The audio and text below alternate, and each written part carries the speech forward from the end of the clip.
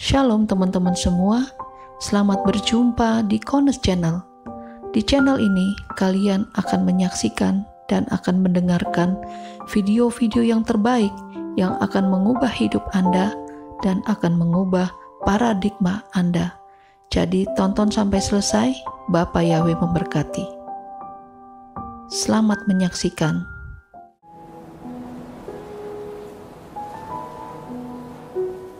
Ya, jadi untuk sebelumnya kita harus dapat memahami daftar Elohim ini, kita harus kembali ke akar pola Ibrani yang benar dan sudut pandang Yeshua HaMashiach sebagai patokannya. Dengan demikian kita akan mendapatkan kekayaan yang luar biasa, dan di tangan saudara ada Tanakh dan Brit Kadasa, perjanjian lama perjanjian baru, yang ayat-ayatnya menjelaskan mengenai sejak penciptaan Shamayim sampai di Yerusalem yang baru. Pengajaran time travel ini adalah pengajaran yang akan melengkapi saudara dan saya menggali daftar Elohim, memahami case by case, kasus per kasus, dan membongkar roh jahat, ya, jenis apa saja yang bersembunyi yang menguasai manusia, sehingga saudara dan saya sebagai manusia-manusia Elohim hidup berkemenangan sampai harpazo, ya. Dan navigasi daftar Elohim saya berikan supaya untuk mempermudah saudara untuk mengikuti kita ada di posisi yang mana. Ada 7 fase yang saya berikan dan kita ada di fase yang ketiga. Di fase ketiga ini saya bagi beberapa section, yaitu mengenai lahirnya Israel sampai dengan berada di Mesir, Misraim, kemudian perjalanan atau journey dari Misraim ke Kanaan, kemudian setelah itu masa hakim-hakim, dan setelah masa hakim-hakim adalah masa raja-raja, dan setelah masa raja-raja adalah masa pembuangan, dan yang terakhir adalah masa kembali dari pembuangan. Ya, jadi ada tahapan-tahapannya dari fase yang ketiga ini. Ya, panjang sekali. Ya, dan kemudian dilanjutkan ke fase yang keempat dan seterusnya sampai fase yang ketujuh. Ini penting sekali untuk memberikan peta di mana kita sedang berada. Ya, jadi kita tidak bingung, tetapi mudah sekali untuk dapat memahami kebenaran daftar Elohim. Kitab Kejadian ini kita belajar supaya mengetahui mengapa kita berada di bumi seperti ini, dan mengetahui Bapak Yahweh telah membenahi bumi, dan terjadi satu peristiwa, yaitu pemberontakan malaikat-malaikat, makhluk-makhluk Shamayim yang memberontak terhadap Yahweh dan kemudian dibuang ke bumi. Ya, dan kemudian Elohim Yahweh membenahinya. Dan kemudian kita juga mengetahui permulaan peradaban manusia, dan juga mengetahui asal-usul umat pilihan Bapak Yahweh, yaitu bangsa Israel. Dan di dalam kitab Bereshit ini, yang menjadi authornya atau mastermindnya adalah Elohim Yahweh, dan dia menceritakan kepada Moshe. Jadi Moshe ditugaskan untuk menuliskannya, ya, jadi didikte. Karena itu ada kode-kode tertentu yang sangat spesial sekali yang ada di dalam kitab Bereshit ini, dan itu cara Elohim Yahweh untuk memberikan kode-kode itu buat saudara dan saya. Ya, kita akan masuk mengenai Yosef dan Potifar. Kita akan membaca 2 fatsal, memang agak sedikit panjang, tapi supaya kita dapat mengikuti alurnya, ya. Jadi kita akan baca dari Kejadian 39 dan Kejadian 40. Ya, silakan brother. Kejadian 39 ayat 1. Yosef telah dibawa ke Mesir, dan Potifar seorang Mesir, pegawai Firaun, pemimpin para pengawal, telah membelinya dari tangan orang-orang Ismail yang telah membawanya ke sana. 2. Yahweh menyertai Yosef sehingga ia menjadi seorang yang sukses, dan ia berada di rumah tuannya, orang Mesir itu. 3. Tuannya melihat bahwa Yosef disertai Yahweh, dan Yahweh membuat sukses segala yang ia kerjakan. 4. Maka Yosef mendapat kemurahan di mata tuannya, dan ia melayani tuannya itu, dan ia mengangkatnya atas seisi rumahnya, serta mempercayakan seluruh harta benda miliknya ke dalam tangannya. 5. Sejak saat ia mengangkat Yosef atas rumahnya dan atas segala sesuatu yang ia miliki, Yahweh memberkati rumah orang Mesir itu karena Yosef, dan berkat Yahweh ada pada segala sesuatu yang ia miliki, baik yang di dalam rumah maupun yang di ladang. 6.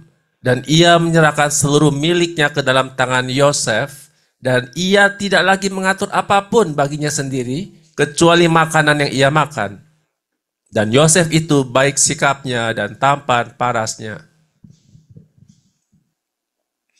7. Setelah hal-hal ini terjadilah, bahwa istri tuannya memandang kepada Yosef dan berkata, "Tidurlah denganku." 8. Tetapi Yosef menolak dan berkata kepada istri tuannya itu, "Lihatlah, tuanku tidak lagi mengatur apa-apa di rumah ini, dan segala yang menjadi miliknya telah diserahkan ke dalam tanganku." 9. Tidak seorang pun yang lebih besar di dalam rumah ini daripadaku, dan ia tidak menahan apapun dariku kecuali engkau. Kan engkau adalah istrinya. Jadi bagaimana mungkin aku akan melakukan kejahatan yang besar ini dan berbuat dosa terhadap Elohim? 10.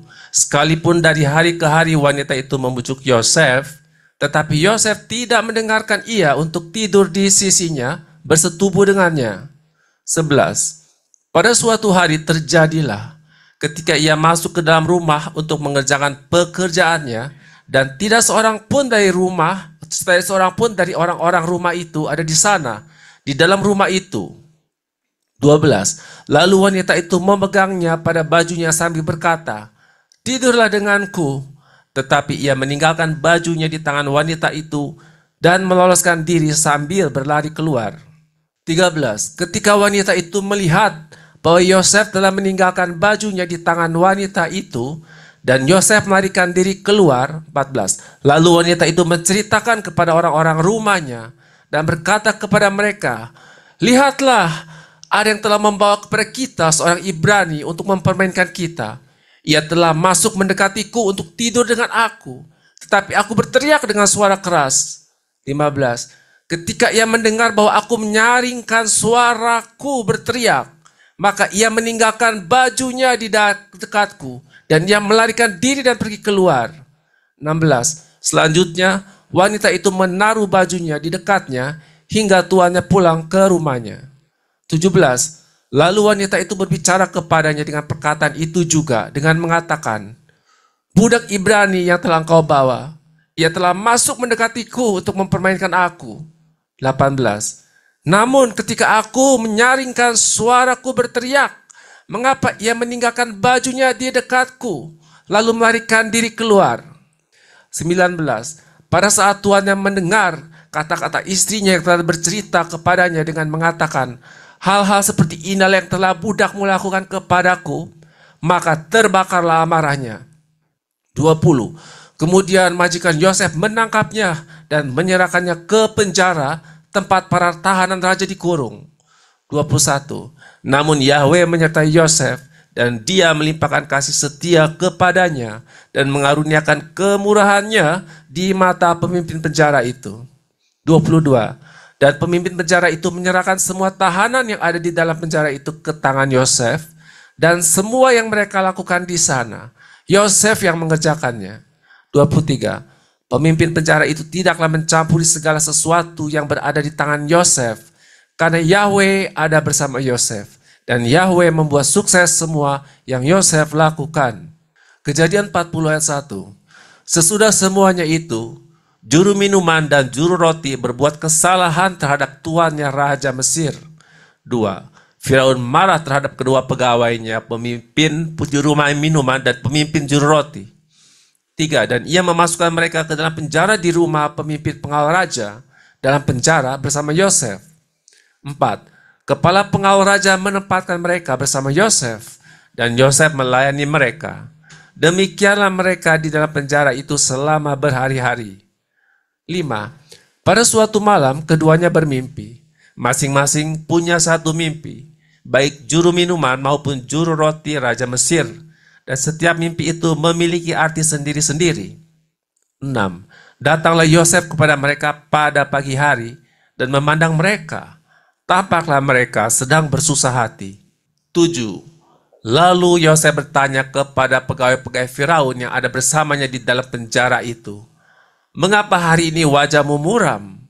8. Sahut mereka kepadanya, kami bermimpi, tetapi tidak ada orang yang dapat mengartikannya. Lalu Yosef berkata kepada mereka, bukankah segala pengertian itu ada pada Elohim? Ceritakanlah mimpi-mimpi itu kepadaku. 9. Dan pemimpin juru minuman itu menceritakan mimpinya kepada Yosef. Dalam mimpiku, tampaklah sebatang pohon anggur di depanku. 10. Pohon anggur itu ada 3 carangnya, dan sepertinya baru saja bertunas, berbunga, dan tandan-tandannya penuh buah anggur yang ranum. 11. Di tanganku ada cawan Firaun. Aku memetik buah anggur itu, memerasnya ke dalam cawan Firaun, lalu memberikan cawan itu ke tangan Firaun. 12. Maka berkatalah Yosef kepadanya, inilah maknanya. Ketiga carang itu adalah 3 hari. 13. Dalam 3 hari lagi, Firaun akan meninggikan dan mengembalikanmu pada kedudukan semula, dan engkau akan mempersembahkan cawan kepada Firaun di tangannya, seperti semula ketika menjadi juru minumannya. 14. Namun, bila keadaanmu sudah baik, ingatlah aku dan lakukanlah kebaikan kepadaku dengan menceritakan tentang aku kepada Firaun, dan tolonglah aku keluar dari rumah ini. 15. Sebab sesungguhnya aku telah diculik dari negeri orang Ibrani, dan di sini pun aku tidak pernah melakukan apa-apa yang menyebabkan aku pantas dimasukkan ke dalam ruang bawah tanah ini. 16. Ketika pemimpin juru roti melihat bahwa Yosef telah mengartikan hal-hal yang baik, maka berkata Lia kepada Yosef, aku pun dalam mimpiku melihat 3 bakul roti putih ada di atas kepalaku. 17. Dan pada bakul yang paling atas terdapat berbagai macam makanan Firaun, hasil olahan pembuat roti. Tetapi burung-burung memakannya dari bakul yang ada di atas kepalaku. 18. Maka Yosef menjawab dan berkata, inilah maknanya. Ketiga bakul itu adalah 3 hari.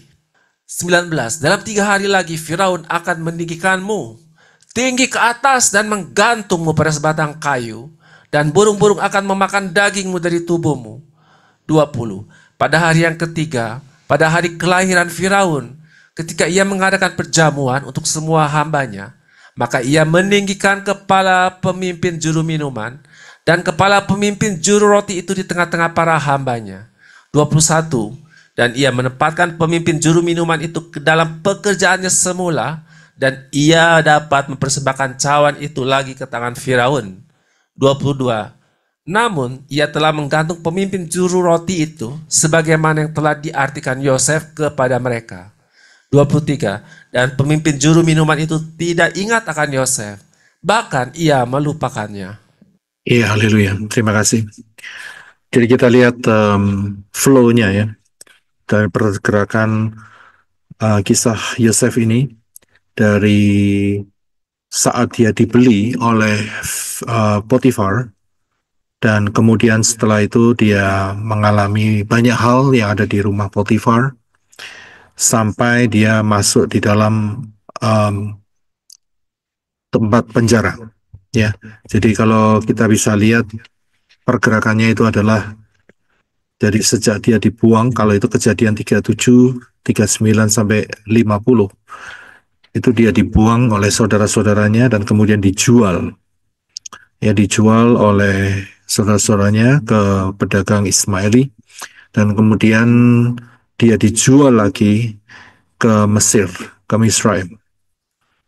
Dan di sana terjadi beberapa hal yang baik dan buruk. Pertamanya dia diangkat, kemudian tiba-tiba terjadi satu problem, yaitu dengan istri majikannya, sehingga singkat cerita dia dibuang di tahanan, dan kemudian setelah itu dia akan dikeluarkan lagi untuk mengartikan mimpi dari Firaun, ya, dan dia diangkat menjadi governor of Egypt, of Mesir, ya, dari Mesir, dan kemudian saudara-saudaranya sujud menyembah karena terjadi kelaparan yang sangat hebat di tanah Kanaan, dan akhirnya Yosef bertemu dengan ayahnya sendiri, yaitu Yakub.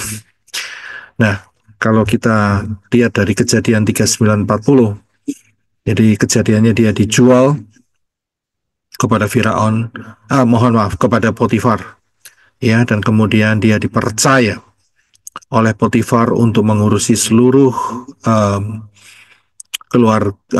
apa itu namanya, perdagangan atau usaha daripada Potifar, ya, dan terjadilah konflik yang disebabkan oleh istri Potifar sehingga dia akhirnya masuk di dalam tahanan, bertemu dengan juru makanan dan juru minuman dari Firaun. Ya, jadi inilah flow-nya. Mungkin saudara pernah dengar ada satu kisah mengenai seorang yang punya satu kuda dan punya satu anak laki-laki. Ya, di mana di satu desa kecil,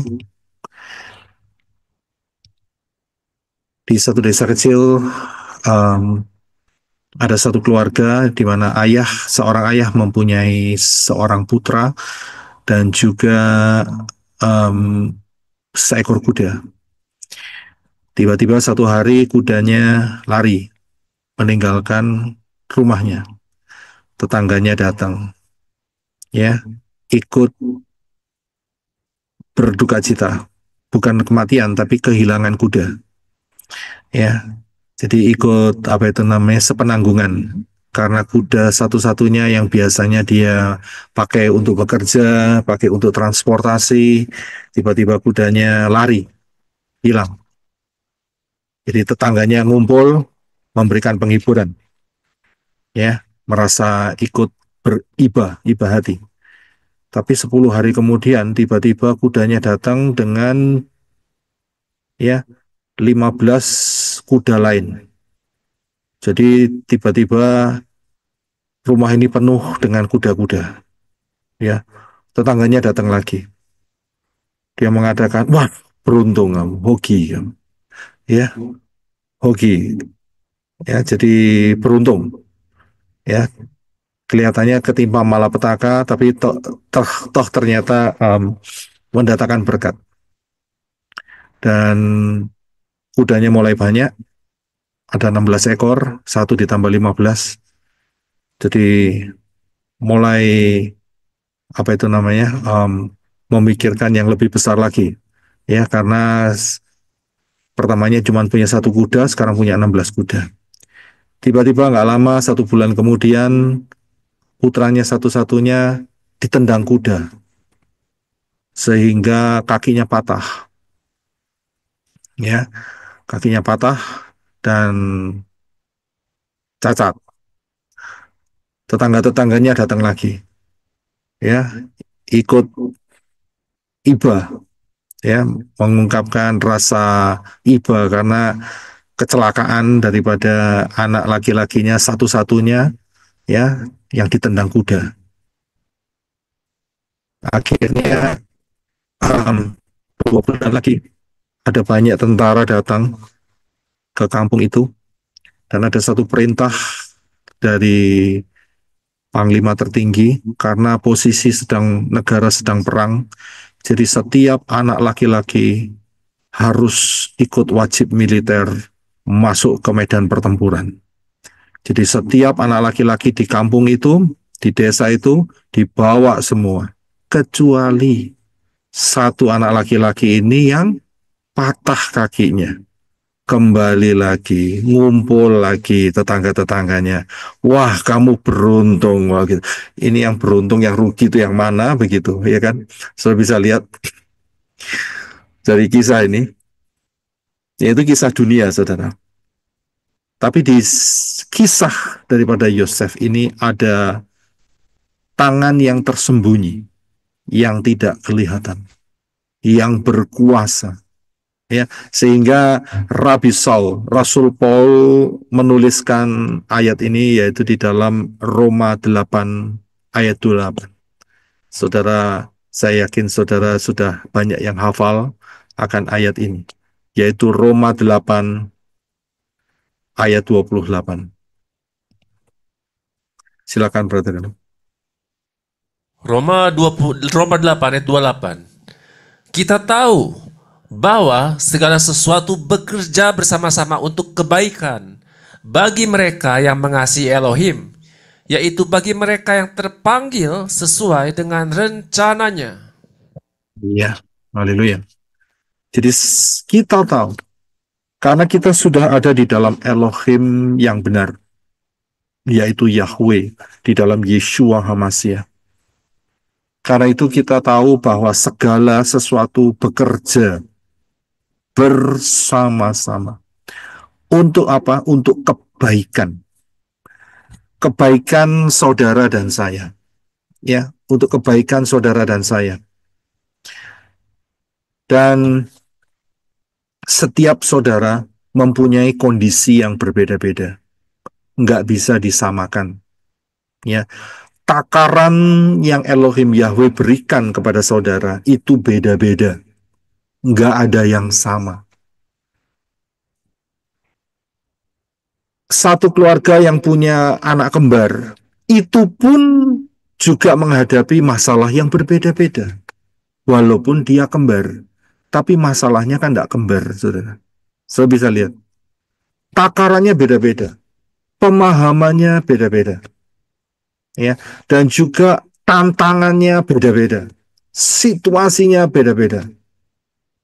Dan Elohim Yahweh sanggup dengan cara yang luar biasa. Bagi orang yang mengasihi dia, segala sesuatu akan bekerja sama. Ya, akan bekerja sama. Memang, di dalam hal bekerja sama ini, ada beberapa faktor. Ya, uh, kalau kurang pengertian, maka bisa-bisa binasa. Hati-hati. Ya, karena kurang pengertian, kurang pemahaman. Tapi yang paham akan meningkat levelnya. Begitu dia meningkat levelnya, bukan selesai. Selama dia terus berjalan dalam kehidupan, maka challenge atau hal-hal yang harus dihadapi itu selalu muncul, saudara. Ya, selalu muncul. Ya, ada yang tidak mau dapat problem. Hanya satu orang, satu jenis manusia yang tidak dapat problem di dunia ini, yaitu orang, iya terima kasih, mati. Orang mati bebas problem. Selama hidup ada problem. Saya bisa lihat, tapi bedanya saudara dan saya tidak sendiri. Yeshua tidak pernah menjanjikan, kalau kamu ikut aku bebas problem, zero problem. Tidak pernah dijanjikan. Ya, tidak ada itu ayatnya. Kalau kamu ikut aku zero problemmu. Ya, sudah selesai. Ya ada yang seperti itu, tapi langka. Karena begitu terima Bapak Yahweh dalam Yesus HaMashiach masuk baptisan, ya toh habis gitu langsung kesambar petir, saudara, mati. Nggak ada problem, zero problem. Tapi nggak dapat rewards, masalahnya gitu kan. Jadi setiap kehidupan itu ada sisi-sisinya, ada challenge-nya. Bedanya saudara dan saya ada ruah Yahweh Elohim yang tinggal dalam hidup saudara dan saya, yang akan nuntun. Saudara dan saya diberi daftar Elohim yang lengkap. Beda dengan orang-orang yang hidup mungkin 100 tahun yang lalu. Ya, daftar Elohimnya mungkin cuma selembar-selembar. Atau yang sekarang tinggal di daerah negara-negara yang anti kitab suci. Ya, mereka hanya mendapatkan sedikit sekali. Saudara dan saya dapat lengkap. Ini satu anugerah yang luar biasa. Dari Kejadian sampai Wahyu, lengkap lagi. Belum lagi diperlengkapi dengan kitab-kitab yang hilang. Saudara bisa lihat, ini anugerah. Belum lagi saudara dikasih kesempatan punya handphone dan punya laptop, punya desktop. Ya, sehingga saudara bisa searching. Ini luar biasa, saudara. Nggak semua bisa dapat seperti saudara dan saya. Orang-orang yang tinggal di Korea Utara, waduh, sengsaranya luar biasa. Saudara bisa lihat, Orang-orang yang tinggal di daerah-daerah yang internetnya di-ban, dibatasi, mereka aksesnya juga terbatas. Jadi satu anugerah. Ya, coba saudara pikirkan kalau saudara menghadapi problem demi problem. Ya, kita jangan lihat, ya, oh orang itu lebih enak tuh. Ya kan? Coba saudara lihat, ada daerah-daerah yang kebebasannya sangat-sangat dibatasi. Satu anugerah bukan? Ruah Yahweh Elohim bekerja. Dan puji Bapak Yahweh, kita semua sudah digiring. Kenal akan Yahweh di dalam Yeshua HaMashiach. Itu anugerah yang luar biasa. Tidak semua mendapatkan seperti itu. Ada daerah-daerah, kalau sampai lahirnya di daerah Butan, bagaimana? Tahu di Butan? Bukan hutan ya, Butan. Tahu, tahu Pak. Ya. Sudah bisa lihat, itu informasi akan Dafar Elohim sangat minim sekali. Dikuasai dengan kekuatan ilah-ilah asing. Jadi satu anugerah. Ya, pencobaan yang saudara alami itu adalah pencobaan-pencobaan yang biasa. Itu Elohim Yahweh yang berfirman. Ya, dia akan memberikan apa? Memindahkan problem? Tidak. Dia akan memberikan jalan keluar. Jadi kalau memberikan jalan keluar berarti harus melampauinya. Ya, harus melampauinya dan akhirnya dikasih jalan keluar untuk mengatasinya. Ya, sangat luar biasa. Saudara dan saya bersyukur sekali. Ya, dikasih selengkap dengan utuh, dengan utuh. Itu sangat luar biasa. Bahkan kita bisa belajar setiap Syabat. Tidak ada yang ganggu. Betul kan? Tidak ada yang menekan, bahkan kita mendapatkan janji sampai kita dapat memahami, ya, bisa memahami mengenai harpazo, memahami mengenai Yerusalem yang baru, memahami mengenai kehidupan setelah kematian, ya, dan kemudian dikasih pemahaman untuk mendapatkan rewards yang luar biasa. Kan dahsyat sekali, saudara. Saudara bisa lihat, ya.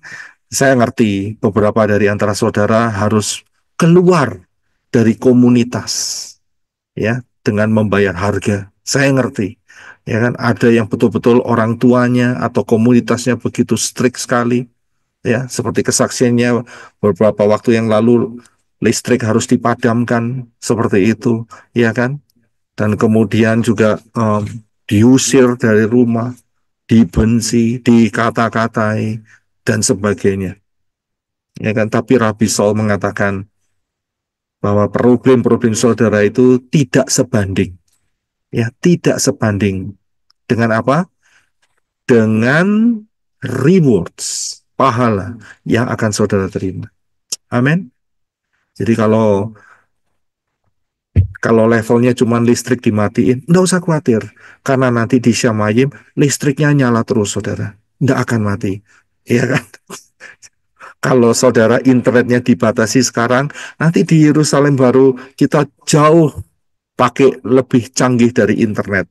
Ya, ngomong bisa langsung tahu dari pikiran ke pikiran saja. Itu kan luar biasa. Ya, jadi itulah kehidupan.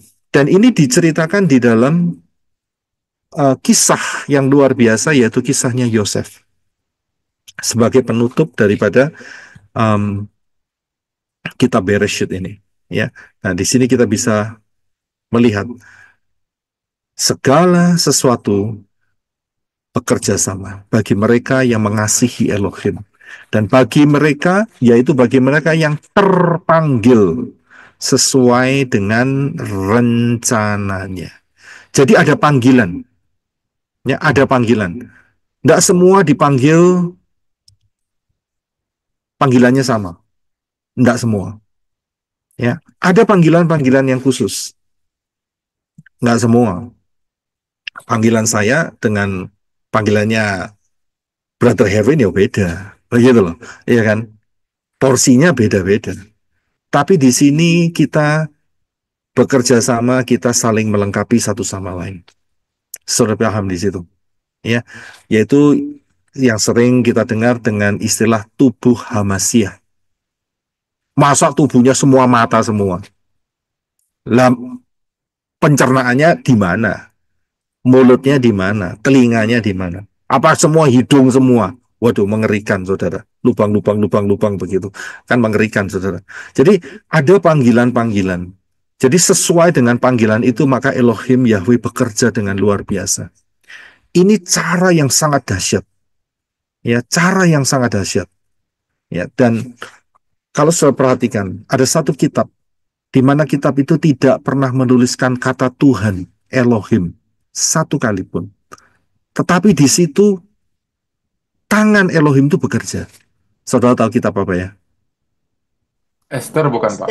Esther. Kitab Esther, betul. Kalau sudah lihat kitab Esther, itu tidak ada satu kata Tuhan. Tidak ada. Kata Elohim, kata Tuhan, Roh Kudus apalagi, ya, Ruach Yahweh apalagi, tidak ada, saudara. Sama sekali tidak ada. Kayak flow begitu, saudara. Kayak kisah story flow begitu aja. Tapi di dalamnya ada tangan yang kuat, yang luar biasa, yang bergerak, yang bekerja. Sama di dalam peristiwa Yosef. Sama dalam peristiwa ini. Ya. Jadi mau dibilang untung atau rugi, seperti orang kehilangan kuda dan anak muda yang ditendang kuda tadi, ya, di dalam Elohim Yahweh akan selalu untung. Amin. Akan selalu ya. Itu yang dikatakan oleh Saul. Tidak ada tidak, tapi ya akan ada anugerah, keberuntungan, proteksi, dan sangat luar biasa. Seumur hidup. Amin. Bahkan di dalam Pemazmur dikatakan, sampai putih rambutmu, dia akan menggendong kamu. Betul? Saya bisa lihat, akan terus dipelihara. Ya, apa ada yang di sini saat saudara pakai sisir, kemudian saudara lihat, oh, ini rambut nomor 1127 gugur, putus begitu. Tidak ada, saudara. Saudara tidak akan tahu nomornya berapa ini. Tapi Elohim Yahweh tahu persis berapa dan nomor berapa yang rontok dari rambut saudara. Ya, itu karena pemeliharaan. Kamu akan dipelihara seperti biji mataku. Saudara bisa lihat? Ya, saudara lihat? Saudara percaya saudara dipelihara seperti biji mata Elohim? Amin. Sangat luar biasa. Dipelihara sedemikian rupa. Dan kita sudah bisa buktikan menjelang pasca daripada Harpaso, kita diperlengkapi dengan sangat luar biasa. Saya bisa paham. Ya. Seberapa sayang Elohim Yahweh terhadap saudara dan saya. Itu seperti dijelaskan seperti biji mata. Ya, seperti biji mata. Ini Sister Connie dengan suaminya Pak Sarjo saling mengasihi, saling mencintai kan? Betul kan? Ya. Apakah berani Sister Connie mengatakan, ya, Pak Sarjo, saya mengasihimu, saya mau membelai biji matamu. Kira-kira bagaimana? Tidak, Pak. Tidak, Pak. Kalau bisa lihat bagaimana biji mata itu sangat terproteksi. Saya bisa lihat di sini. Ya, suami istri saling mengasihi, tapi ya jangan membelai mata. Yang membelai ya di bagian lain, saudara. Jangan matanya dibelai, saudara. Itu namanya problem besar, saudara. Betul kan? Begitu pula Elohim Yahweh. Cara Elohim Yahweh memprotek saudara dan saya. Seperti biji matanya. Walaupun dalam situasi kondisi yang berbeda-beda, yang sangat ekstrim. Amen. Nah, kita akan bisa melihat dari perjalanan Yosef ini. Ya, di mana kita harus paham, seperti yang kemarin saya jelaskan, bahwa di dalam kisah Yosef ini ada faktor sejarah, ada faktor karakter, dan ada faktor profesi. Nah, kalau kita lihat, di dalam kitab Kejadian 39, Potifar ini adalah pemimpin para pengawal, ya, dan kemudian dia membeli Yosef karena Yosef adalah budak, jadi budak itu diperjualbelikan. Nah, ada satu hal yang luar biasa dari kisah ini, di mana Yosef yang pertamanya itu budak, ya, yang pertamanya itu budak, dia bisa sampai naik level, ya, pertamanya budak, kemudian dia naik level untuk melayani Potifar dan keluarganya, ya, dan kemudian dia naik level lagi sampai ayat yang ke-6. Bahkan sampai Potifar tidak ngurusi apapun, ya, hanya ngurusin soal makan minumnya sendiri saja. Semuanya diberikan kepada Yosef. Mau itu pengeluaran keuangan, mau jual beli ternak, mau apa saja, Yosef yang menangani. Saya bisa lihat. Padahal pertamanya itu budak, saudara. Ya, saudara bisa lihat, saudara bisa merasakan. Budak itu, ya, kita harus tahu beda budak dan pegawai. Bedanya budak dan pegawai apa?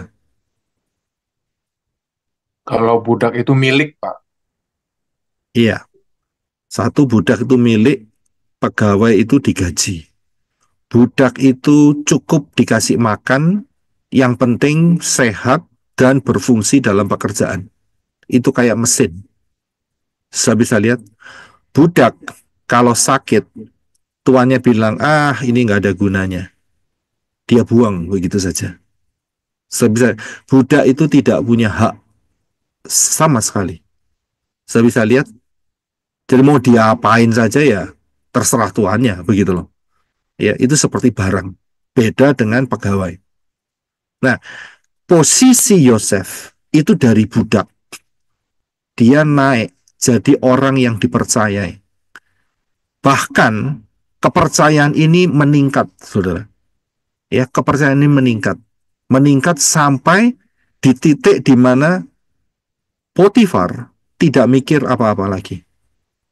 Yang Potifar tahu, dia datang, aku kepingin makan ini, makan itu, selesai, sisanya diberikan kepada Yosef. So bisa lihat. Dan Elohim Yahweh menjelaskan di sini ada faktor yang pertama, yaitu kalau kita lihat ayatnya,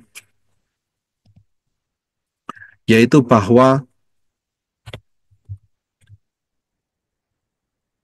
ayat 2, Yahweh menyertai Yosef sehingga ia menjadi orang yang sukses atau berhasil, dan ia berada di rumah tuannya orang Mesir itu. Ya, jadi berkat Yahweh lah yang membuat Yosef itu sukses dalam segala hal. Kemudian ayat 5 dikatakan, sejak ia mengangkat Yosef atas rumahnya dan atas segala sesuatu yang ia miliki, Yahweh memberkati rumah orang Mesir itu karena Yosef. Dan berkat Yahweh ada pada segala sesuatu yang ia miliki. Luar biasa nggak? Baik yang di dalam rumah maupun yang di ladang. Semuanya, segala hal itu diberkati. Ini cerita ekstrim sekali. Memang dibuat ekstrim seperti ini oleh Elohim Yahweh supaya saudara dan saya belajar. Ya, supaya saudara dan saya belajar. Ya, kita akan melihat, dan ini juga bukan cuma dibuktikan saat ada di rumahnya Potifar, tetapi juga saat Yosef ada di penjara. Ayat 22 dikatakan, dan pemimpin penjara itu menyerahkan semua tahanan yang ada di dalam penjara itu ke tangan Yosef. Dan semua yang mereka lakukan di sana, Yosef yang mengerjakannya. Pemimpin penjara itu tidak mencampuri segala sesuatu yang berada di tangan Yosef. Karena apa? Karena Yahweh ada bersama Yosef, dan Yahweh membuat sukses semua yang Yosef lakukan. Saudara bisa lihat pergerakannya. memang dibuat seperti itu supaya saudara dan saya paham. Ceritanya nggak setengah-setengah, nggak cuma 10% atau 70%, tapi dibuat maksimum oleh Yahweh supaya saudara dan saya belajar. Ya, supaya saudara dan saya belajar. Dan ingat, Yosef saat itu umur kira-kira berapa? Kita tahu Yosef dapat mimpi umur 17 tahun. Berarti dia masih umur 20 tahun ke bawah. Tapi dia sudah mampu tembus dengan kepercayaan, trust yang begitu luar biasa. Sebisa dia. Ya, jadi ini sebetulnya memperlengkapi saudara dan saya supaya hidup dalam dunia ini kita tahu caranya. Ya, hidup dalam dunia ini pun ada aturan-aturannya. Dan saudara saya kasih tahu, dunia ini sukses karena mereka meniru pola Dafar Elohim. Itu luar biasa. Ya, karena dunia ini sebetulnya dibodohi sama setan. Betul kan? Hanya Dafar Elohim lah yang mampu membuat dunia ini bisa berubah. Ya, jadi dunia ini cari taunya di mana? Di Dafar Elohim. Dan itu dipraktekkan. Ya, dan itu dipraktekkan. Tapi masalahnya dunia ini licik. Ya, Yeshua pernah mengatakan, tulus seperti Merpati. melati, tapi cerdiknya seperti Ular. ular. Saudara bisa lihat, untuk menjaga status seperti ini nggak gampang. Nggak gampang. Ya, karena ada banyak yang namanya serigala berbulu domba. Saudara bisa lihat. Ya. Tapi inilah yang dikasih tahu oleh Elohim Yahweh. Ada daerah-daerah yang tidak boleh kita masukin, yaitu liciknya seperti Satan, pikirannya. Ya, tapi kita harus tulus. Nah, orang dunia ini, ya kita sudah tahu, ya sudah pasti nggak tulus. Ya kan? Tetapi jangan berkecil hati. Karena kita punya senjata. Saudara dan saya dikasih senjata yang luar biasa. Senjata yang terbesar yang Elohim Yahweh berikan adalah saudara dan saya tidak sendiri. Di dalam hidup kita ada ruah Yahweh Elohim. Di sekitar kita ada malaikat-malaikat yang setia kepada Elohim Yahweh. Saudara bisa lihat. Dan itu diaktifkan untuk menolong. Saudara paham di situ. Jadi kita diperlengkapi, saudara dan saya diperlengkapi. Nah, kalau kita lihat, apakah Potifar beriman dan dapat melihat Yahweh? Jawabannya ya jelas tidak, saudara. Saudara bisa lihat, karena Potifar sendiri adalah penyembah dewa-dewa Mesir. Tetapi Potifar itu bisa melihat karya Yahweh melalui Yosef. Elohim Yahweh tidak mungkin menampakkan dirinya kepada Potifar. Ini bukan orang pilihan dan bukan orang yang bersunat. Tidak. Tapi Potifar bisa melihat karya impact dari tangan Yahweh yang memberkati hidupnya di segala bidang. Tadi kan ditulis seperti itu ya, di segala hal. Baik yang di dalam rumah, baik yang juga ada yang di luar. Maksudnya apa? Maksudnya adalah urusan rumah ya yang di dalam dibuat berhasil oleh Elohim Yahweh melalui Yosef. Urusan perdagangan, walaupun dia memang adalah pegawai istana yang luar biasa, tapi kan dia juga bisa mendapatkan income lain gitu ya, dari misalnya penjualan ternak atau kuda atau onta dan sebagainya, dan itu ditangani oleh Yosef. Dia tidak melihat Elohim Yahweh secara langsung, tetapi dia melihat Elohim Yahweh di dalam hidup daripada Yosef. Saya bisa lihat. Nah, kriteria apa saja yang dibutuhkan? Dan menurut saudara kriterianya apa saja? Kriterianya apa saja? Taat, Pak. Rendah hati, percaya kepada Yahweh. Yang pertama adalah Yang Takut jelas, akan Yahweh. jelas adalah fear of Yahweh. Betul ya? Ya, ya, takut. Yes. Amin. Iya kan? Itu yang pertama tadi kan. Ya, takut akan Yahweh. Walaupun Yosef berada di satu negara, satu kerajaan yang menyembah banyak dewa asing, menyembah dewa-dewa asing, tetapi dia tetap menyembah satu Elohim, yaitu Yahweh. Saya bisa lihat, dia tidak goyang imannya. Walaupun anak ini masih muda loh, di bawah umur 20, tapi imannya kokoh. Dia betul-betul dikasih fondasi yang luar biasa oleh Yakub. Ini dahsyat, saudara. Kemudian selain daripada takut akan Yahweh, apalagi yang kita bisa lihat, saya yakin saudara akan setuju bahwa dia ini rajin. Betul ya? Benar. Selain rajin, apalagi? Jujur, setia. Iya, Taat. dia setia. Oke. Dan kemudian dia juga helpful. Tahu ya helpful ya? Suka membantu. Iya. Ya, dia bisa helpful.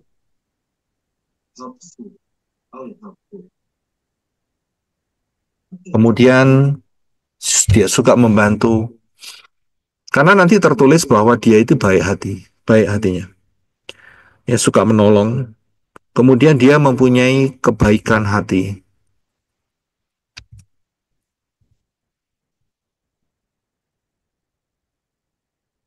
Ya. Dan Suka tersenyum. dia Jujur, Pak. jujur. Ya.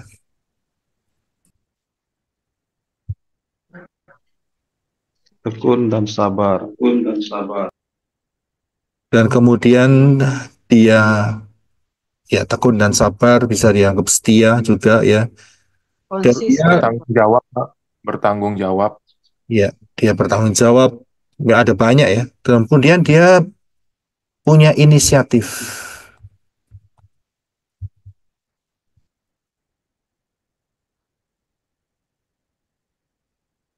Ya, punya inisiatif dan saya yakin dia juga punya inovatif.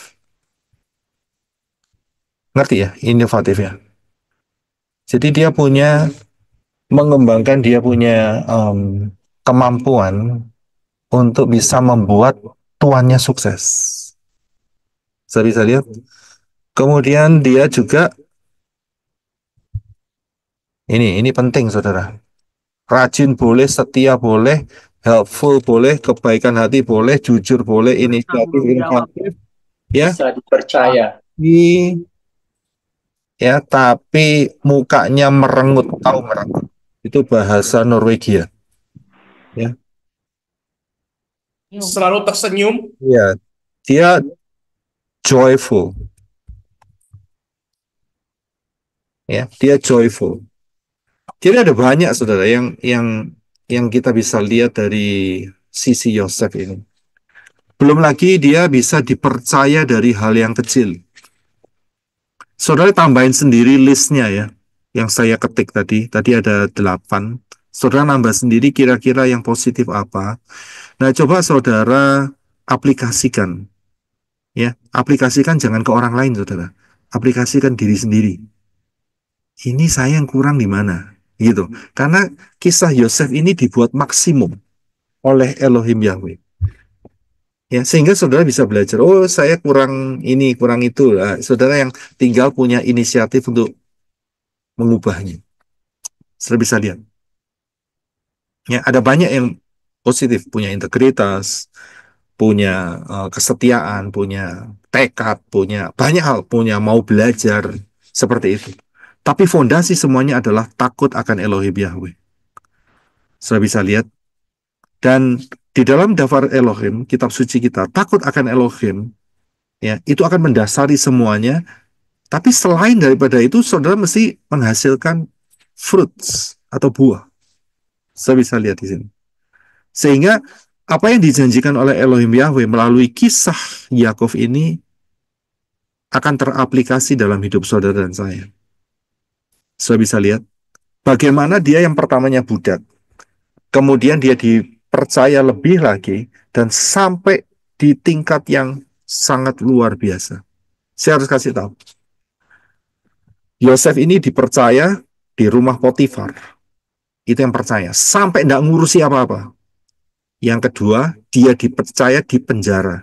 Sampai tidak ngurusi apa-apa kepala penjaranya. Yang ketiga, dia dipercaya seluruh Mesir. Sampai Firaun nggak ngurusi apa-apa. Bayangin, saudara.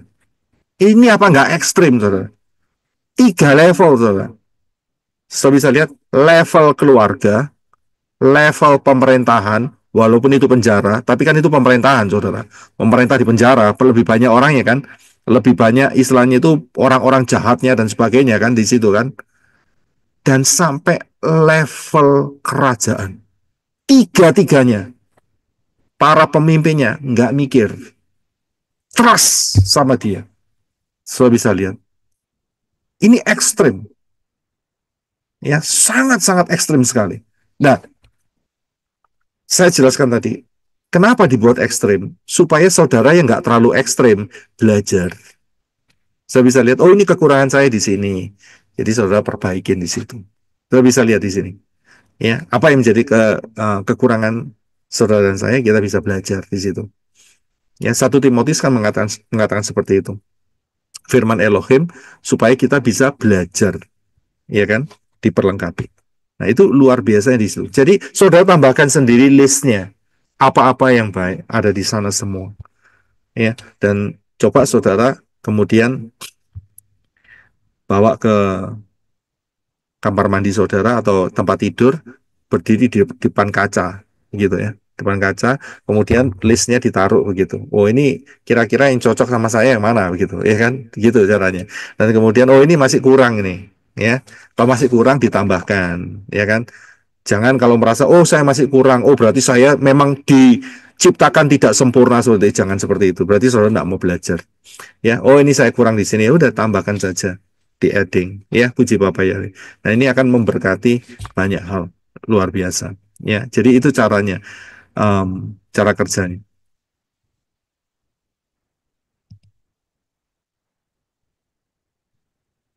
Ya, jadi ini saya kasih sampai 8, tapi bisa saudara lanjutkan sendiri. Nah, kemudian setelah itu terjadi dengan baik, maka ada problem, yaitu mulai dari ayat yang ke-6 bagian bawah. Dan Yosef itu baik sikapnya, ya memang jelas, ya kan, dan tampan parasnya karena dia masih muda. Ya, baik sikapnya karena apa? Ada Elohim Yahweh. Ya, ada Elohim Yahweh yang menuntun, yang mengurapi, sehingga dia menghasilkan yang sangat luar biasa. Nah, problem terjadi. Problemnya adalah ada di istri daripada Potifar. Ya, istri daripada Potifar. Ini problem start ada di sini. Kalau saudara memperhatikan kitab yang hilang, maka saudara akan menemukan siapakah nama istri Potifar. Ya, istri Potifar itu namanya adalah berikut tadi sudah ngetek saudara itu. Iya, Zulaika. Zelika, Pak. Zelikah. Zulaika. Zelikah. Ya, Zelikah. Ya, itu namanya. Saudara bisa lihat dari kitab Yasar. Ya, kitab Yasar. Memang dalam bahasa Inggris, cuman saya nggak tahu versi Indonesianya ada mana, tapi ada di sana kisah itu. Tidak apa-apa, karena ini melengkapi. Ya, ini melengkapi. Jadi melengkapi mengenai apa yang mungkin kisah-kisah yang missing atau terhilang. Tetapi ingat, patokan kita ada di Torah, di Tanakh. Itu kitab yang hilang hanya melengkapi saja. Ya, jadi kalau seandainya terjadi selisih angka atau apapun ya, atau cerita, ya kita balik ke Torah saja, kita balik ke Tanakh ya. Jadi kita harus tahu cara kerjanya. Jadi kitab-kitab yang hilang ya adalah kitab pelengkap saja untuk memberikan informasi. Nah, kitab Yasar ini ternyata tertulis ada di dua ayat, yaitu Yosua 10 ayat 13 dan 2 Samuel 1 ayat 18. Saya nggak tampilkan, mungkin Brother Henok bisa bantu saya untuk mencarinya. Yosua 10 ayat 13.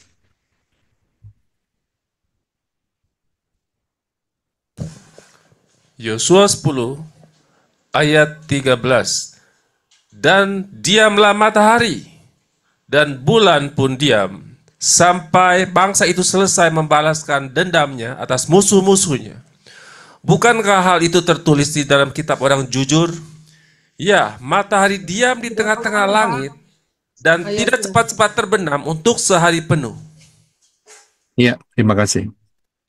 Kalau saudara lihat, ya, kitab orang jujur, ya, di dalam bahasa Inggrisnya itu tertulis The Book of Yasser, ya, Book of Yasser. Kemudian satu ayat lagi yaitu di dalam 2 Samuel 1 ayat 18. 2 Samuel 1:18. 2 Samuel 1 ayat 18. Dan dia memerintahkan untuk mengajarkan kepada keturunan Yehuda nyanyian ratapan ini. Lihatlah, hal itu telah tertulis dalam kitab orang jujur. Ya, terima kasih. Ya, jadi dalam bahasa Indonesianya itu adalah kitab orang jujur. Ya, tetapi di dalam bahasa Inggrisnya dipakai kitab Yasar, The Book of Yasar. Ya, jadi kita paham.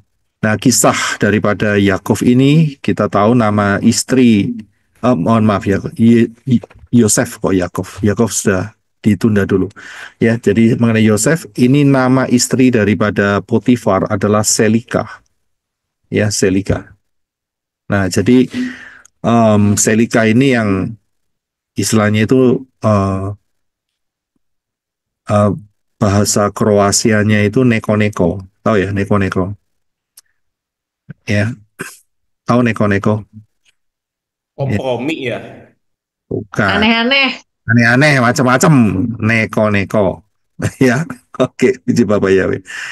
Ya, jadi inilah yang menjadi problem. Nah, ya kita tahu masalahnya yaitu perempuan ini minta supaya si budak yang namanya Yosef ini untuk tidur dengan dia. Tapi Yosef punya integriti, dia tidak mau, dan akhirnya yang terjadi adalah Yosef akhirnya dia ditangkap dan dipenjarakan. Ya, nah penjaranya ini di tempat para tahanan raja dikurung, yaitu Kejadian 3 ayat 39 ayat 20. Kemudian majikan Yosef yaitu Potifar menangkapnya dan menyerahkan ke penjara tempat para tahanan raja. Ya, tahanan raja dikurung. Jadi bukan penjara-penjara biasa. Ini penjara khusus untuk orang-orang istana kerajaan yang membangkang. Jadi kita harus paham. Ya, tapi kisahnya begini, saudara. Kisahnya begini. Jadi bagaimana bisa sampai masuk di penjara? Nanti saudara bisa ini ya, bisa apa itu namanya? Bisa mencari sendiri di kitab Yasar ya. Jadi saat itu istri Potifar itu betul-betul ingin supaya budak satu ini dikerjain habis-habisan, saudara. Itu ceritanya begitu. Dan setelah itu singkat cerita Yosef selalu menolak dan si istri Potifar ini membuat kalau istilah hari ini itu membuat konspirasi. Nah itu dia, saudara. Tahu ya konspirasi ya. Ya cerita palsu yang tidak tahu diudak-udak ceritanya ada di mana. Jadi dia bikin konspirasi. Apakah Potifar sanggup menghukum dia? Sanggup. Namanya budak. Ya kan sanggup. Jadi Potifar sanggup. Kalau mau digantung ya digantung aja begitu loh. Ya, apa bisa sanggup digantung saja bisa. Tapi ternyata kisahnya tidak demikian. Ya. Jadi kalau si Potifar mau menghukum Yosef bisa saja. Ingat loh, dia itu bukan pegawai, dia itu budak. Ya, dia itu budak. Jadi kisahnya Yosef ini sempat dicambuk. Sempat dicambuk. Kalau saudara baca di kitab Yasar ya, dia sempat dicambuk dan Yosef tetap dia mengakui dia tidak salah. Tapi Elohim Yahweh menggunakan anaknya Potifar yang kalau tidak salah baca usianya 11 tahun. Dia ngomong kejahatan daripada mamanya. Ya. Jadi 11 bulan, Pak. 11 bulan atau 11 tahun? Kelihatannya 11 bulan. 11 bulan ya. Kok saya cuma lihat 11 aja sih.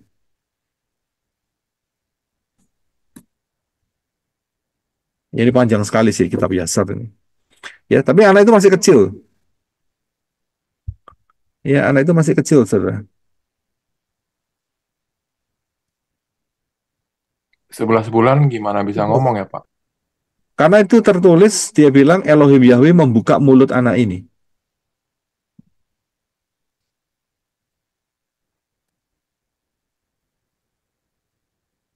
Oh, 11 bulan. Iya, 11 bulan. A child there's 11 months old. 11 months old. Dan saya bacakan, and the Lord opened the mouth of the child. Ya, itu yang berdasarkan kitab Yasar. Jadi usia 11 bulan bisa ngomong. Ya, kalau saudara mikir, mana mungkin bisa ngomong? Ada yang lebih ekstrim. Ada yang lebih Keledai aja bisa ngomong, Pak. ya, bisa Keledai bisa ngomong. ngomong, saudara. Keledai aja bisa ngomong. Ada yang lebih ekstrim dari keledai. Apa? Batu yang berteriak. Ya, betul. Terima kasih. Yesua bilang, kalau kamu diam saja, batu itu bisa teriak, saudara. Bayangin, saudara. Ya, batu bisa berbicara. Di hadapan Bapak Yahweh itu semuanya mungkin. Saya bisa lihat Yesua ngomong sama badai, stop, tenang, berhenti, saudara. Saya bisa lihat, tenang, saudara. Itu benda mati bisa diperintah. Kalau yang hidup mah gampang. Kamu dapat ikan enggak? Enggak ada, kita semalaman enggak dapat ikan. Tebarkan di sebelah kanan. Loh, begitu ditebar kok ikannya tambah masuk ke jaring semua. Dan sampai kapalnya hampir tenggelam. Gara-gara kebanyakan ikan. Saya bisa lihat peristiwa murid-murid Yesua setelah kebangkitan Yesua. Saya bisa lihat semuanya itu bisa dengan luar biasa. Ini kecanggihan daripada alam supranatural Elohim Yahweh. Ya. Yesua bisa memerintahkan ikan pindah, ya, yang sebelumnya sembunyi semua, kan itu siang hari, saudara, murid-muridnya bisa kan, dan Yesua pakai tubuh kemuliaan. Dari sini kita bisa mendapatkan, ya, bahwa saudara dan saya dalam kerajaan 1000 tahun juga akan diberi kuasa yang sama. Luar biasa nggak? Ya, saya nggak tahu mindah ikan atau mindah apa, tapi ya nanti saja kita lihat. Memang ada batasan-batasannya, pasti itu ada batasan-batasannya ya. Tapi sangat inovatif sekali. Ya, jadi nanti di dalam kerajaan 1000 tahun, wah itu luar biasa, saudara. Setan udah nggak ada. Ya, saudara ngomong terjadi. Wah, itu kan persiapan. Persiapan untuk apa? Yerusalem yang baru. Saya bisa lihat. Jadi ada kuasa mencipta. Ya, kuasa mencipta dari mana? Dari lidah saudara, dari mulut saudara. Karena itu latihannya sekarang. Jangan ngomel aja. Saya bisa lihat, jangan menggerutu saja. Itu kan menciptakan. Betul kan? Menciptakan hal-hal yang negatif. Loh, padahal kita diberi kuasa untuk menciptakan hal-hal yang positif. Saudara bisa lihat. Saya yakin saudara pasti sudah tahu lah. Itu Brisco, namanya siapa? Profesor siapa yang dari Jepang itu, Brisco? Masaru Emoto. Nah, itu dia. Ya, yang moto-moto itu saya nggak tahu. Ya, terlalu sulit karena saya nggak pernah baca. Tapi itu kesaksian yang luar biasa. Air diisi beras, diucapkan yang negatif, nggak lama busuk. Tapi air diisi beras, diucapkan hal yang baik, tahan itu, nggak busuk-busuk itu. Itu kan kuasa mencipta. Saudara bisa lihat, itu luar biasa loh. Malaikat Elohim Yahweh, malaikatnya ini, ya, dimensi malaikat dan dimensi saudara dan saya, dimensi kita ini ketinggalan, saudara, ya, ketinggalan. Dimensi dia itu canggih luar biasa. Nah nanti saudara dan saya lebih canggih dari malaikat. Percaya nggak? Saudara dan saya lebih Percaya, canggih dari malaikat. percaya Karena Pak. karena malaikat nggak punya tubuh. Saudara bisa lihat, saudara punya tubuh dan saya punya tubuh, yaitu tubuh kemuliaan. Malaikat cuma roh, hanya tubuh roh. Tapi saudara dan saya ada tubuh kemuliaan. Dimensinya itu lengkap, saudara. Cuman untuk sementara ini aja kita dalam posisi seperti ini. Tapi Because I did not know whether they are coming or not, but ya, tapi nanti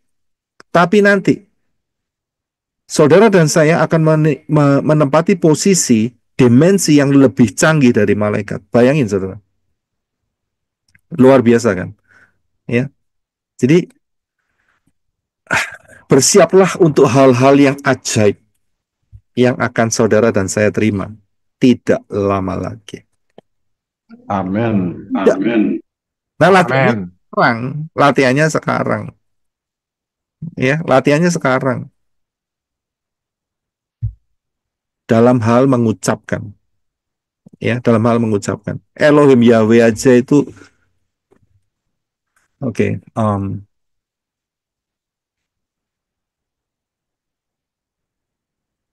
apa itu namanya? Bahasa Meksikonya itu greasy, tahu greasy? Tahu greasy. Israel tuh ngomel lah ya. Ya, Tahu greasy. Aduh, aku greasy ya. Tahu apa itu? rakus. Oh, Bukan ragus. Mengeluh ya Pak, mengeluh. Bukan mengeluh. Muak, Pak. Iya, muak. Sungut-sungut. Gitu loh. Malaikat Elohim itu, kamu ngomel sampai berapa kali sih? Sampai 10 kali, wes. Nggak usah masuk. Gitu ya. Bayangin, saudara. Nggak usah masuk. Mati aja semua yang usia 20 tahun ke atas. Saya bisa lihat. Waduh, ini bikin pusing ini nanti di Syamayim ini. Ngomel aja. Nggak usah masuk sekalian. Gitu ya kan maksudnya. Greasy gitu. Ya. Rasanya risih banget gitu. Saya bisa bayangin. Elohim Yahweh saja dengan alat untuk menciptakan, kita mesti perhatikan baik-baik. Sudah paham ya? Ya, jadi kembali lagi ke kisah daripada Yosef. Ya, jadi, nah setelah itu kemudian anak yang umur 11 bulan ini dia menyatakan, dibuka mulutnya oleh Elohim Yahweh. Itu yang ngomong itu yang apa, yang menjebak itu istrimu sendiri, ya, si mama yang menjebak. Akhirnya si Potifar kisinan, malu hati, dan akhirnya si Yosef dibawa ke penjara. Nah, di penjara inilah dia bertemu dengan juru makanan dan juru minuman. Saudara tahu nggak apa tugas juru makanan dan juru minuman? Apa tugasnya?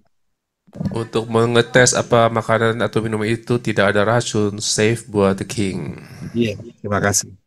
Jadi juru makanan, juru minuman itu bukan hanya untuk memberikan makanan atau minuman atau mengantar, tidak. Ya, tetapi sebelum diminum oleh raja, dites dulu. Diminum. Saudara bisa lihat, diminum, ditunggu, ya, diminum wine-nya oleh juru minuman, ditunggu. Kira-kira juru minumannya melungker atau tidak? Ngerti ya, melungker ya. Saya sudah kasih kosakata bahasa Jerman Timur. Yang melungker atau tidak? Kalau dilihat 5 menit melungker. Ini racun ini di dalam anggur. Saudara bisa lihat. Jadi sebelum makan juga gitu, makan spaghetti, belum dikasihkan ke Firaun, spaghettinya, kamu makan dulu. Ditunggu dia, ya, ditunggu. 10 menit, kejet-kejet. Tahu kejet-kejet? Ya, tahu nggak? Itu Kejang-kejang. Kejang-kejang. bahasa Antartika itu, kejet-kejet. Kejet-kejet, begitu. Tuh. Wah, kejet-kejet, langsung mati. Ya, mulutnya berbusa. Ini ada racun ini di sini. Ya kan? Nah itu, jadi juru makanan dan juru minuman itu adalah dites dulu sebelum diberikan kepada raja. Saya bisa lihat, nah gobloknya, gobloknya nih, ya ada yang nggak ngetes. Dalam sejarah ada yang nggak ngetes. Ini gobloknya. Padahal dia itu menganggap dirinya sudah top of the line. Mestinya dia harus ngetes dulu. Tahu siapa? Gobloknya. Sehingga orang ini akhirnya game, nggak dites. Juru roti ya. Bukan. Yang ngasih perempuan Yahudi. Nggak dites sama dia. Langsung aja Muhammad, Pak. Nah, terima kasih. Ya, itu dia. Nggak dites, saudara. Padahal kan dia punya banyak pasukan. Dia nggak pakai sistem ini. Akhirnya apa? Ya, akhirnya mau diar, ya, atau mati. 4M, Pak.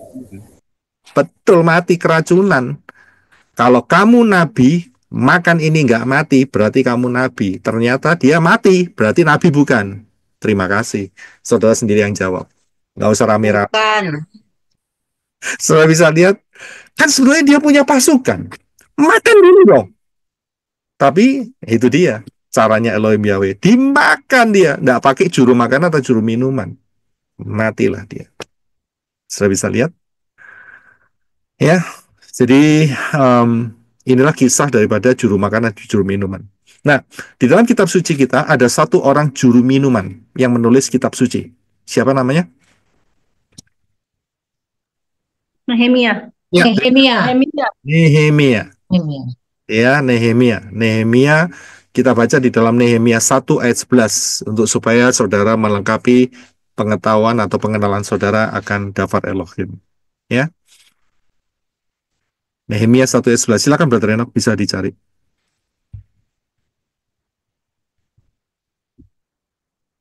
Nehemia 1 ayat berapa? 11. Oh, 11. Nehemia 1 ayat 11. Aku mohon ya Tuhan, biarlah sekarang telingamu yang memerhatikan terhadap doa hamba-Mu dan terhadap doa hamba-hamba-Mu yang suka akan takut terhadap nama-Mu. Dan buatlah berhasil kepada hamba-Mu hari ini, dan berilah dia belas kasihan di hadapan orang ini.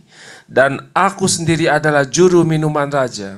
Iya, saya bisa lihat Nehemia adalah juru minuman. Ya, juru minuman raja saat itu kerajaan apa? Saudara tahu ya?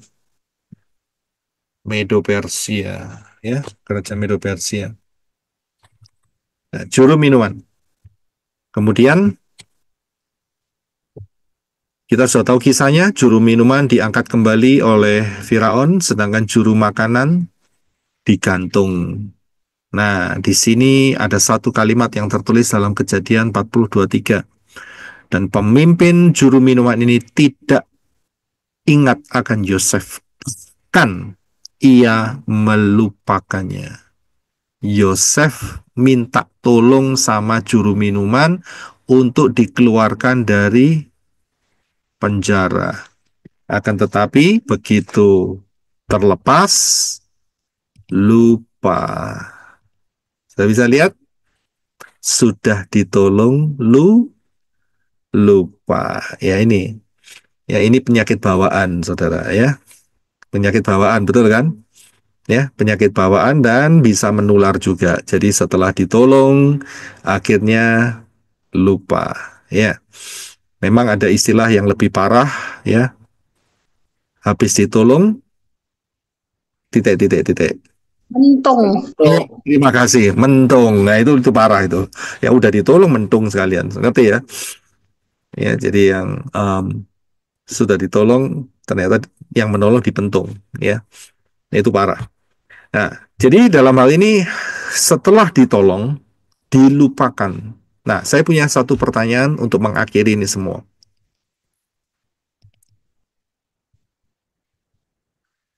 Di fase manakah yang terberat untuk Yosef? Di fase manakah yang terberat untuk Yosef? Gimana? Menunggu papanya, Pak. Menunggu papanya. Oke, ada lagi? Di fase mana? Dimasukin sumur. Dimasukin sumur, Apakah di dalam penjara itu ya Pak? di dalam penjara. Ayo, di mana? Fase yang terberat untuk Yosef. Saat difitnah istri Ya itu, Potifar, Pak. istri Potifar. Istri Potifar. Ya, saat difitnah itu, Pak. Coba, ya, fase mana yang paling berat buat dia? Di fase mana? Di fase waktu dia dijual ke tanah Mesir, Pak. Dia Saat ingat waktu sama dia mamanya. melihat saudara-saudaranya Di untuk fase- pertama kali. Di Di fase fase saat dia digodain, Pak. Dia kabur dari istrinya Potifar. Saya boleh jawab, Pak? saudara sebutkan itu berat. Semua yang saudara sebutkan itu berat. Tapi ada satu yang terberat. Waktu dikasih pemerintahan Firaun, Pak. Waktu dikasih kekuasaan. Lo enak itu tambahan. Waktu menghadapi saudara-saudaranya, Pak. Itu enak itu. Waktu menghadapi saudara-saudaranya, Pak. Waktu ngadepin saudara-saudaranya, Tidak diingat sama Joseph. enggak terlalu Waktu disuruh tukar sama Benjamin, Pak. enggak terlalu berat. Enggak terlalu berat. Dia hanya nunggu kok. Atau waktu dia terpisah Ditolak. dengan bapaknya, Pak. Dan dibenci keluarganya. Nunggu bantuan juru minum tadi, Pak. Minta bantuan. Nah, bukan minta bantuan, memang dia minta, tapi pengharapannya. Tapi ada satu yang paling berat yang dia alami. Mengampuni saudara-saudaranya. Mengampuni saudara-saudaranya, dia lihat saudaranya sudah bertobat, dia ampuni. Nggak terlalu susah. Karena dia Kalau di kitab biasa nangis Pak waktu dilewati kuburan maminya Rahel, dia menangis di situ.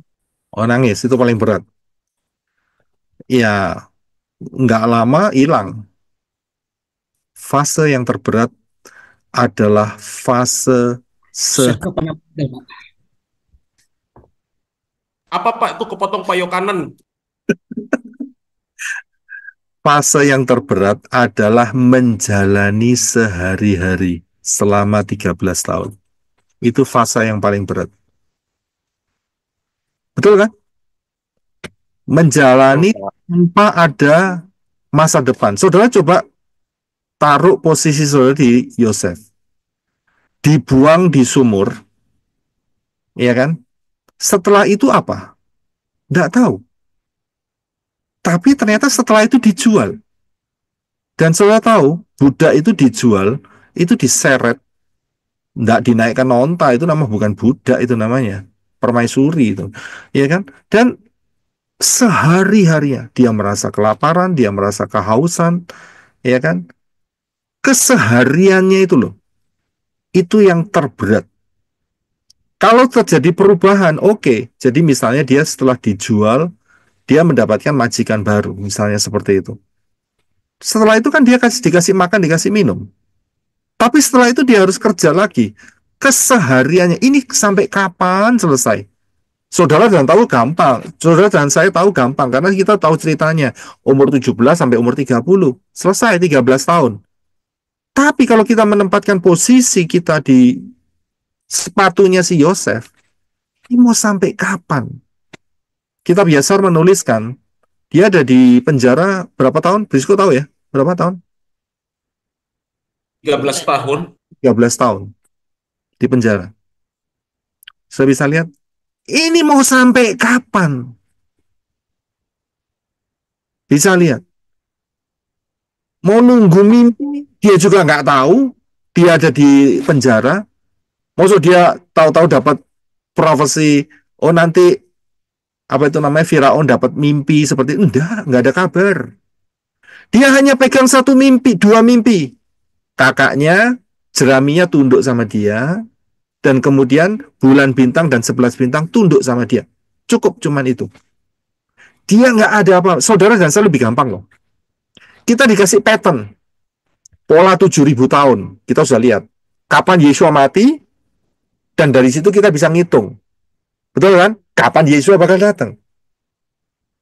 Saya bisa lihat, Yosef nggak ada itu. Yosef nggak punya handphone. Ya? Yosef nggak punya internet. Dia nggak punya peta. Dia budak.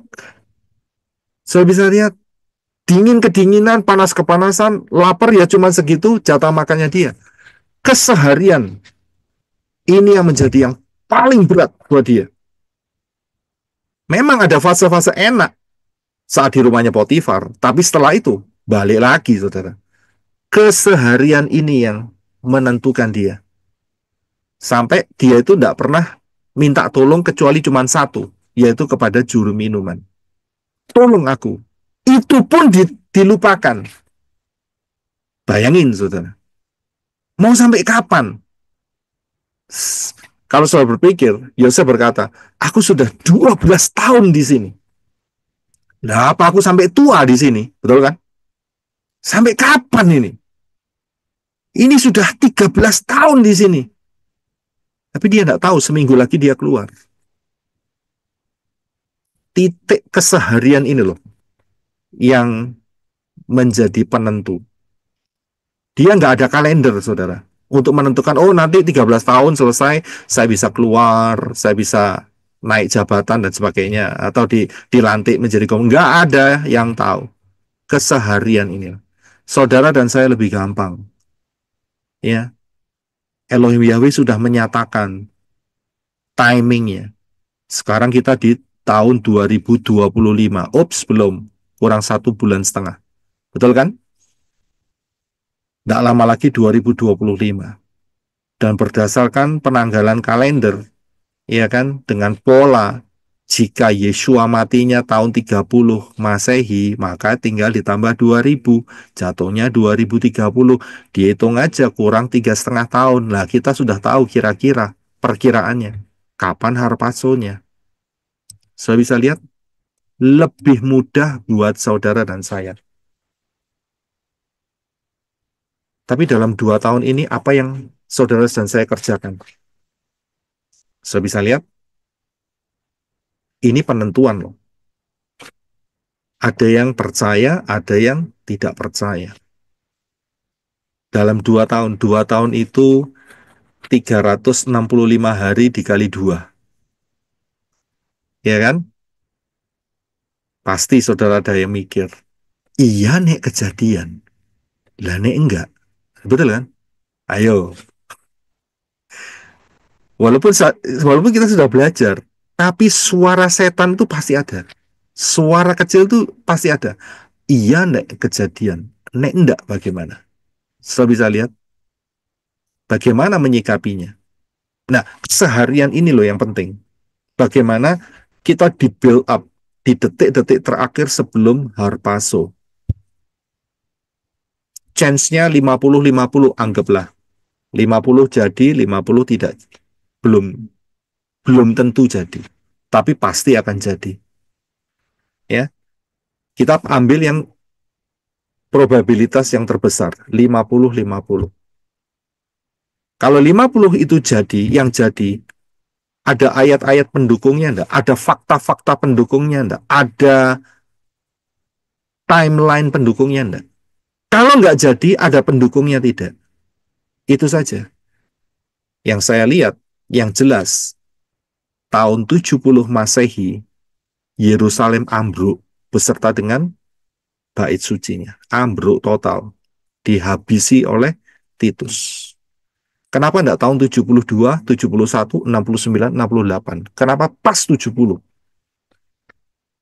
Dari situ kita bisa lihat Yesua matinya tahun 30. Kita bisa lihat, saya sudah tunjukkan kepada saudara mengenai yang tertulis saat Yom Kippur. Masih ingat bahwa selama 40 tahun, dari Talmud menyatakan selama 40 tahun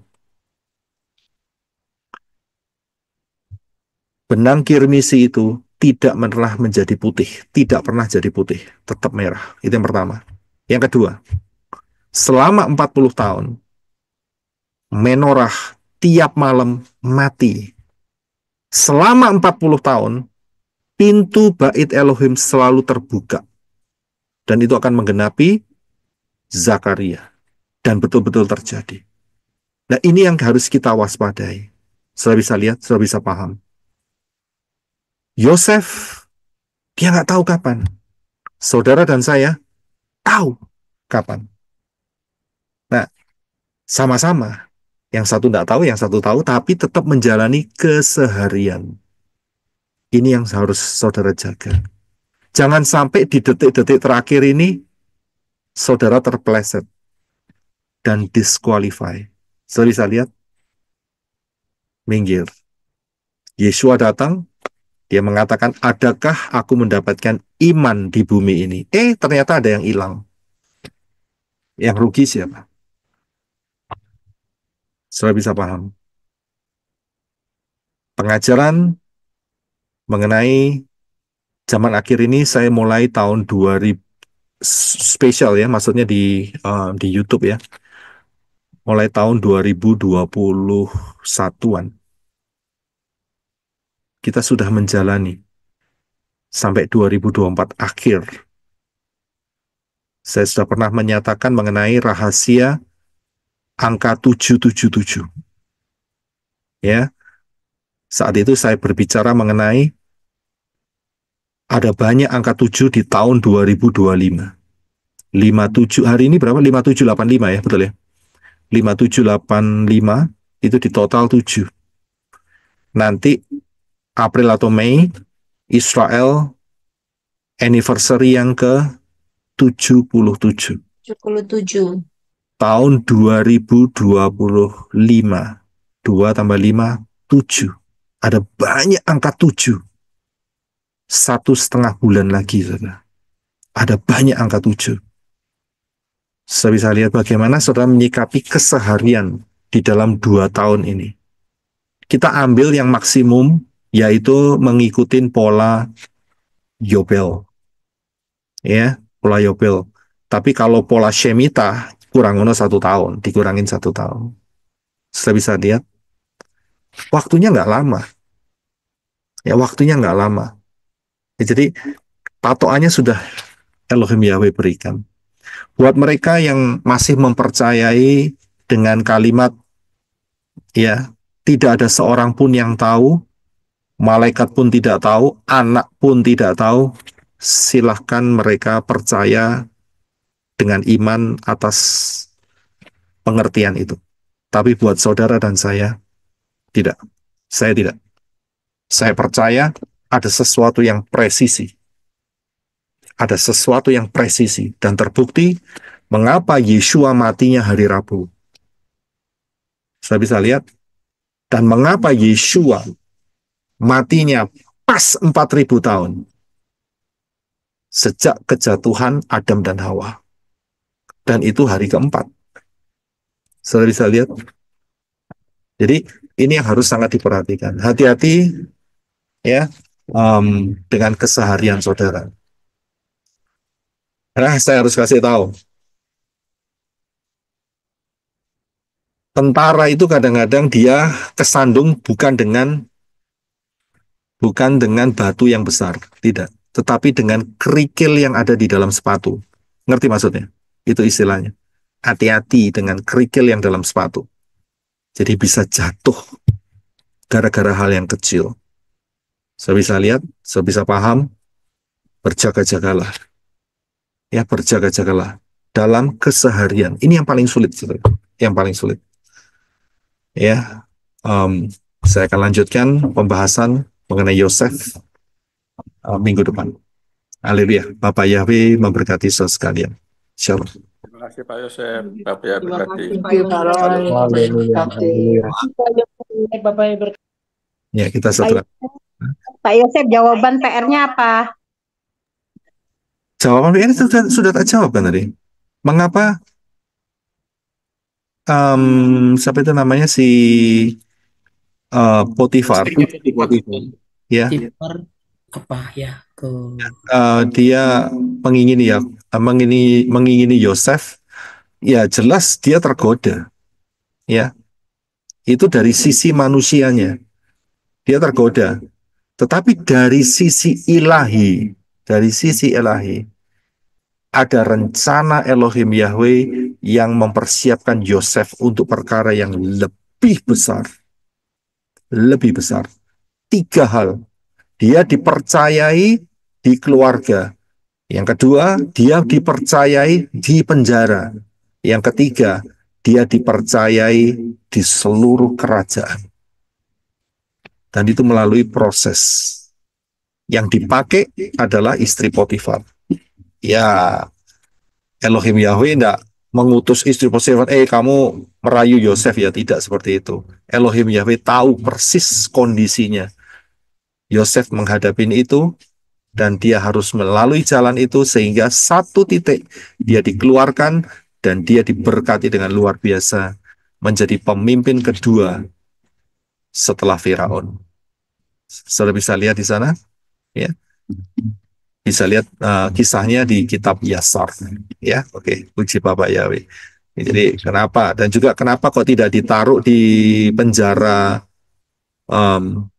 pencuri ikan atau pencuri ayam, itu tidak ditaruh di sana, ya.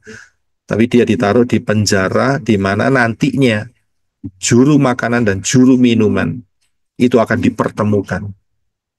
So bisa lihat, ini divine, ini pengaturan Elohim Yahweh. Ini pengaturan Elohim Yahweh, divine, dipertemukan. So bisa paham. Saudara dan saya bergabung, belajar di tempat ini juga bukan satu kebetulan. Ini divine. Nanti di Syamayim kita lihat filenya secara lengkap. Bagaimana Bapak Yahweh menggiring saudara untuk melihat semua kebenaran firman ini. Dari pengajaran-pengajaran yang ada di pelayanan menorah. Saya bisa paham di sini. Ya, ada dari antara saudara yang kecantol, apa itu kecantol ya? Terkait, ya, terkait dengan pengajaran apa? Dengan pengajaran hybrid, dua hybrid. Ada yang kecantol dengan pengajaran apa? Dua saksi, ya kan? Ada yang kecantol dengan pengajaran apa? 2026 high alert. Ada banyak, tapi semuanya digiring. Sudah bisa lihat, akhirnya ketemu dengan selengkap seperti ini. Ini divine. Hanya Elohim Yahweh. Saya masa bisa ngancam saudara atau maksa saudara, kamu harus ikut saya loh ya. Ini tidak bisa. Saya bisa lihat. Begitu saya lihat pengajarannya, ternyata Ruah Yahweh Elohim menuntun kita step by step. Persis seperti Yosef. Amin. Haleluya. Bapak yang berkati saudara sekalian. Kita satukan hati dalam doa. Terima kasih Abah Yahweh, di dalam Yeshua HaMashiach Engkau terus menambahkan dalam kehidupan kami seperti nama Yosef. Yahweh menambahkan. Terus kami boleh ditambahkan di dalam pengenalan akan Engkau, ditumbuhkan, terus boleh mengasihi dafarmu, mengasihi firmanmu, dan hidup kami terus boleh diubah, ditambahkan terus sampai puncaknya menjadi mempelai Yeshua HaMashiach. Terima kasih atas anugerah-Mu yang luar biasa, memberkati semua manusia-manusia Elohim yang telah bergabung di Zoom meeting ini, di live chat, dan juga ada yang ada di YouTube, yang ada yang akan mendengar, Kau memberkatinya dengan berkat keselamatan. Kami ucap syukur, semua dipersiapkan, tetap menjadi 5 gadis yang bijaksana, terus boleh berakar, bertumbuh, dan berbuah sampai masuk dalam marpasu. Di dalam nama Yeshua HaMashiach, kita akan angkat tangan kita bersama-sama. Bapak Yahweh memberkati engkau dan melindungi engkau. Bapak Yahweh menyinari engkau dengan wajahnya dan memberi engkau kasih karunia. Bapak Yahweh menghadapkan wajahnya kepadamu dan memberi engkau damai sejahtera. Berkat-berkat ini dicurahkan di dalam nama Yahweh, di dalam nama Yeshua HaMashiach, dan di dalam Ruah Yahweh Elohim, mulai hari ini sampai saudara dan saya terangkat dalam peristiwa harpazo, mengenakan tubuh kemuliaan, berjumpa dengan Yeshua HaMashiach di awan-awan, menjadi mempelai-mempelai Yeshua HaMashiach dan tinggal bersama-sama Yeshua HaMashiach terus sampai di dalam Yerusalem yang baru, sampai kekal selama-lamanya. Di dalam nama Yeshua HaMashiach yang percaya katakan, Amen. Amen. Bapak yang berkati saudara sekalian. Shalom.